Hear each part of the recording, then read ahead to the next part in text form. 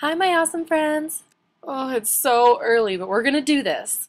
Operation Weight Loss is about to begin. So to get started, I've uploaded before pictures. Oh, here's the front. And the side.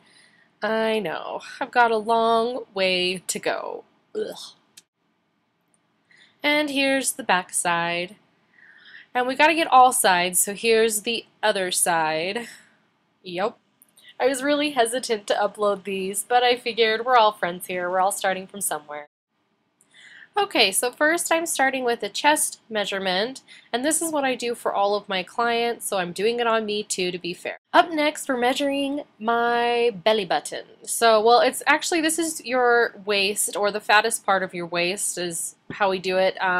Typically, it's best just to go from the belly button, wrap it around, and that's just easier to remember because every time you weigh in and measure yourself, you want to make sure that you do it the same way. So if you think belly button, then remember to do that each time. And then the trick is to breathe out 3 times, so that way you're not sucking in on the first one and cheating. So no cheating here, we're just being honest, and I'm not super happy with my results, but it's a great starting point and we're just starting from there. Okay, so next is the bicep. You'll want to do both right and left.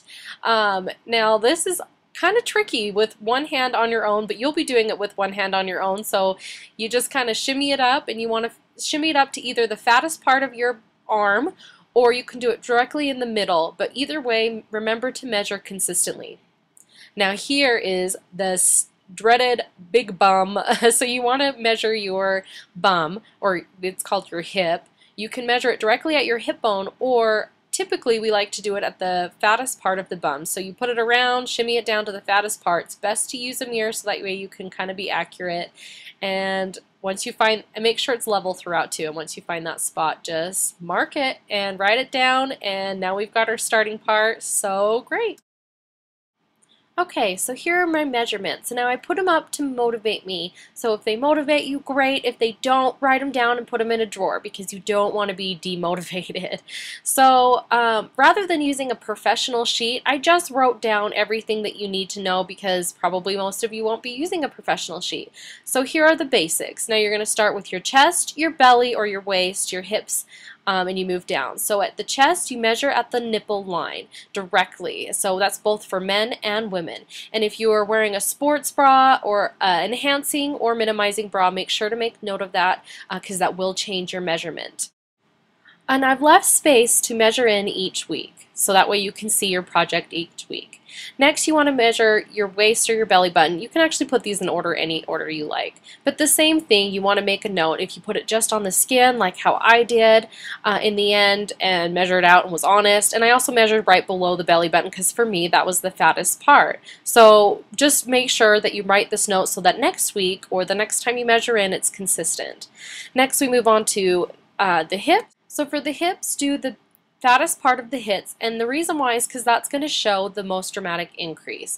Next, you'll move on to your thighs. Make sure to measure both the right and the left because as it turns out, most people actually aren't even on both sides. If you are, great. If not, realize that that's normal. It'll just take some work. Next, we'll measure the right and left calves as well as the right and left biceps. And on both of these, you want to make sure it's at the fattest part of either your arm or your calf on both the right and the left sides. Recognize that a lot of people are not even on both sides. If you are, great. If not, it just tells you you've got an imbalance. Extra measurements are great. You can do high chest, wrist, neck, any other measurement you want. And really, the more measurements you have, the better because that way you can see yourself making a difference. Make sure to leave room on your paper so that you can write down each week. And then, of course, include the date, your weight each week or weigh in. I've wrote down my height. That probably won't change, but some people do. If you're doing Pilates or yoga, it can actually increase your spine length. So it's good to write that down. I also have access to test my cholesterol, my blood screening, body fat, so I went ahead and did that. My total cholesterol is at 160, which is high. I really need to bring that down. That's almost pre-diabetic. So HDLs, I'm at 56. That's good, but women want to be between 40 and 60. More is better. Men between 40 and 50, also more is better. I also had my body fat medically tested. So it will read a little differently than if you just have your standard body fat tester in the gym, which is just fine. I read at 33.9% for my measurement, which is high, and I really need to bring that down. And all that means is that I'm carrying 51.8 pounds of fat mass in my body, and where I only weigh 152 pounds and almost 52 of that is fat, I've got a lot to lose. So I need to gain more weight in muscle and lose more fat mass. So it's a good starting point. Enough of this chit chat. Let's go work out. Come on, let's go.